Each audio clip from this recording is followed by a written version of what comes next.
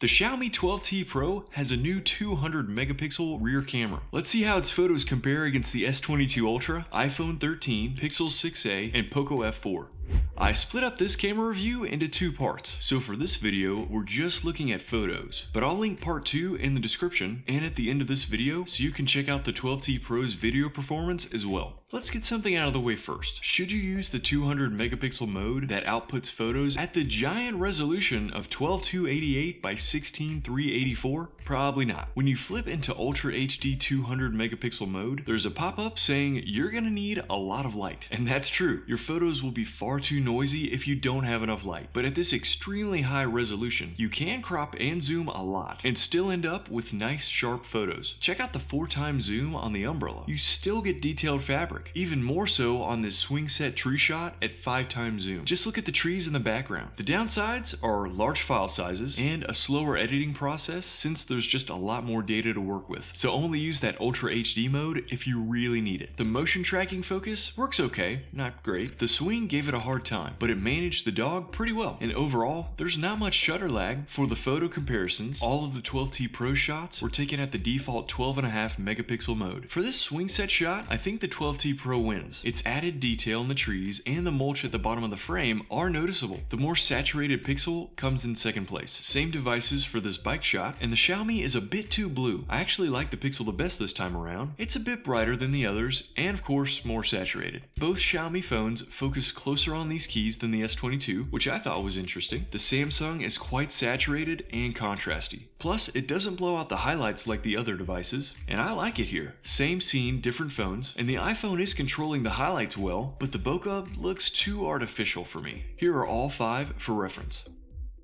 For this wispy bush grass shot, the iPhone looks the most true to life, but I like the Pixel's more vivid and colorful output. 12T is a little overexposed. The 12T Pro shifted way too blue for this brick building image, and I prefer the warmer Pixel 6a again. On color alone, the S22 Ultra wins this rainbow umbrella shot, but the 12T Pro is close. The iPhone and Pixel 6a tone things down a bit, and I like the 6a's image more, but the iPhone is once again more accurate, just a little bland. A painted pumpkin, and none of these shots are bad, but the iPhone looks like the middle ground between the other devices, and I prefer it here. The Poco F4 looks especially sterile. Unlike the others, there's no gentle background blur. Looking at all 5, I certainly prefer the iPhone.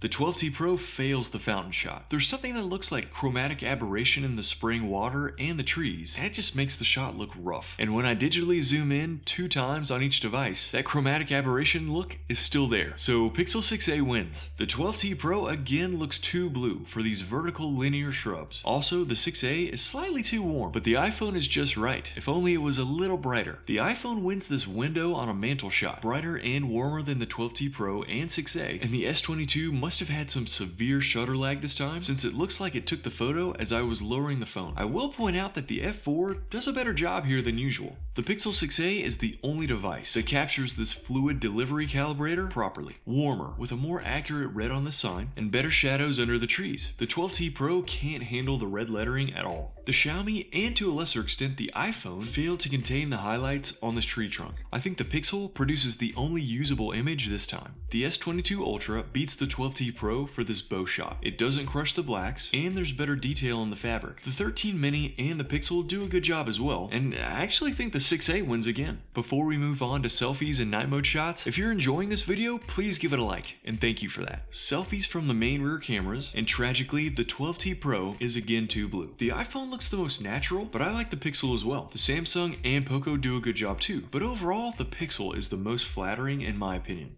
Whoa! Big time crops on the Xiaomi and the Pixel. The Pixel doesn't quite nail the edge detection either. iPhone wins. The S22 and F4 do well, but I think the iPhone is the best at portrait mode with the main rear camera. Using the actual selfie camera is a different story. The 12T Pro improves, but I think the Pixel looks the best here. Even though it's too dark, it almost seems like Xiaomi used the same camera hardware for the selfie cameras on the 12T Pro and Poco F4. Overall, I'd give this one to the S22 Ultra. I'm too red, but that's really the only issue I see. Portrait mode changes things up slightly, with the Pixel brightening my face more this time around. Honestly, I'd be happy with any of these, but the overall winner is the Pixel.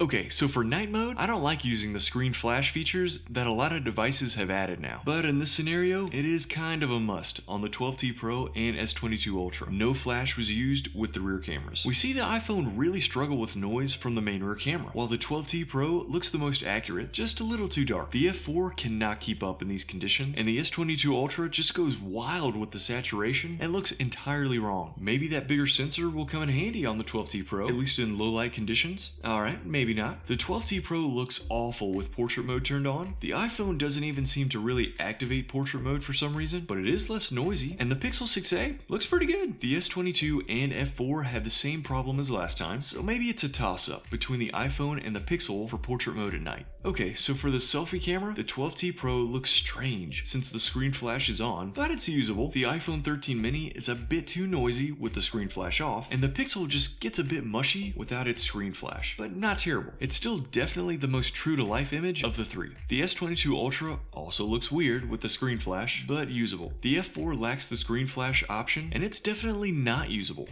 Okay, you're right. You should probably just go ahead and use the screen flash on the iPhone too. Also, with portrait mode on, the edge detection on the 6a has trouble again. I don't know. All these results are pretty disappointing, but I guess the S22 or the Pixel look the best.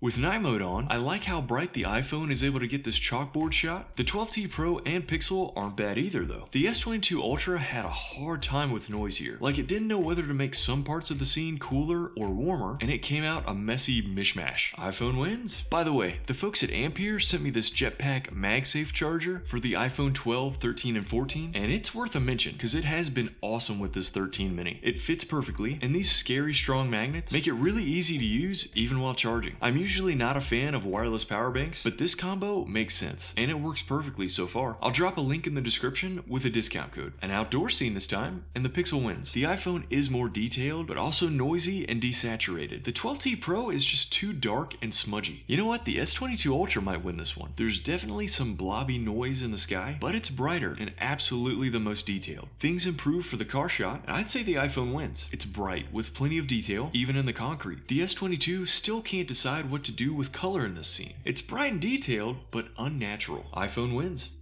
The iPhone also performs well with this sad shot of a cherry tomato plant. You might prefer the 12T Pro though, since it does retain more detail and texture, but I think the S22 combines the best of both devices and wins this shot.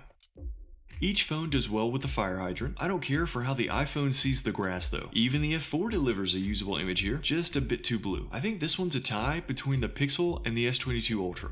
Okay, so Gcam would definitely benefit the 12T Pro, but I tried over a dozen ports and could not get any of them to reliably shoot photos. Video would work, but snapping pictures would crash the app, and eventually even prevent the stock camera from functioning, and I would have to restart the device. It's weird, but hopefully a developer will get a port working soon. Overall, is the 12T Pro a good device for photography? Right now, I would say not really. I'm guessing some of these issues will be fixed with software updates, and hopefully Gcam will transform this into a top-tier camera phone, but it's not there right now. If you're looking to pick up the Xiaomi 12T Pro or one of the other devices I tested, you should check out Wireless Place, since they have Xiaomi devices as well as phones from Google, Samsung, OnePlus, and more. I've bought a few phones from Wireless Place, and they always ship fast and internationally, have great prices, plus they include a US adapter for the charger if you need it. Please use my discount code PC10 when you check out, if you want to support the channel or just want to save a little money. A link to the site is in the description. Click right here for part 2 of my 12T Pro camera comparison, and I'll also drop my full 12T Pro review right over here when it's ready. Please subscribe if you want to see more content like this, and feel free to comment with any questions you might have, and I will answer them perfectly, just like the way I prepare my coffee.